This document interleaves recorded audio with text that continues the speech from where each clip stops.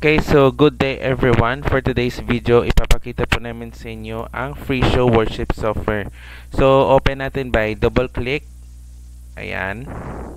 So, for our topic for today mga kaibigan, paano po tayo i-ere yung live output dyan sa monitor, TV, projector. Okay, so ang gagawin po natin ay make sure na naka-extend screen. By on your taskbar, makikita mo yung parang yung parang chat. I-click natin, then click project and make sure naka-extend screen. So click natin extend or press Windows sign P. Yan. Make sure naka-extend, no? Yan. Wag lang duplicate, baka madoble pa yon. So kailangan natin is i-extend ng screen upang lalabas yung live output sa TV screen, projector o monitor. So balik po tayo sa free worship. Now pagkatapos na mag-extend ng screen, ang gagawin po natin, click natin yung parang arrow. Make sure na lumabas na live output screen na ganito. Na ipapakita po namin sa inyo yung picture na kung saan kulay black po siya. Next, ang gagawin po natin, i-ere natin yung isa-sample po natin sa pag-ere ng kanta.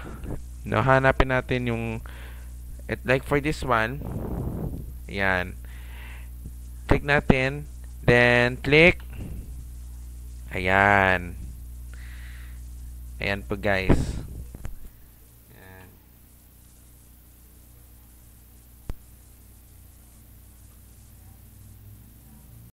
Okay guys, ito pong halimbawa Yan.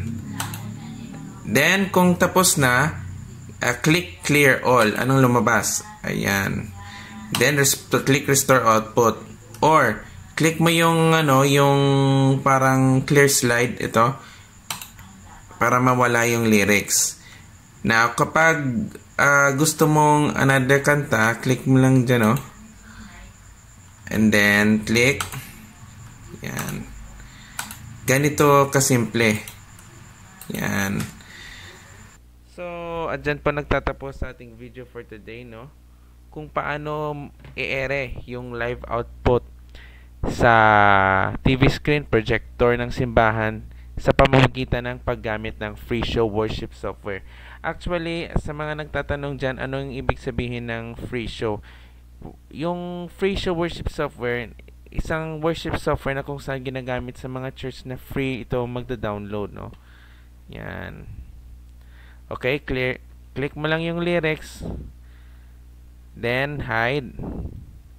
Yan, ganito kasimple. So, maraming salamat sa inyong panonood and bago tayo mag-close, may lumabas na you have not saved yet. Are you sure to want to, make sure to click save and quit para hindi kayo may-miss. Ayan. Ganito kasimple. So, maraming salamat sa inyong panonood sa ating tutorial video and please, we encourage you to like, share, and subscribe sa aking social media accounts. You have a good day and goodbye everyone.